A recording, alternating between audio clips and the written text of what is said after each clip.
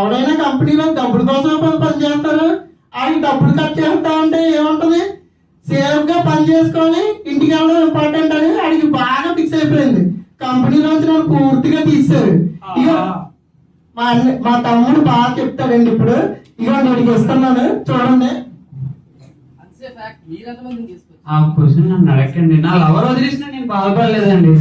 ఈ రోజు మాత్రం అంత కష్టపడి వెళ్ళాను. అదేదో గవర్నమెంట్ కంపెనీ అంట. అక్కడికి వెళ్తే 99 is equal to 0, 100 is equal to 100 అని ఒక సేఫ్టీ సూత్రం పాటిస్తున్నారండి. ఎక్కడైనా నియర్ మిస్ ముందు అయితే 1000 నిలబడి 1000 వచ్చేవి, అందులో 100 అయ్యేవి, మిగిలిన 900 నేను పట్టుకొచ్చేవాడు. నాకు హౌస్ఫుల్ గా ఉంటుంది. ఇప్పుడు 1000 అయితే ఆ 1000 కంప్లీట్ అయిపోతున్నాయండి. చాలా దారుణంగా ఉందండి. ఇలాగైతే మేము ఎలా బతుకుతామో నాకు అర్థం అవట్లేదు.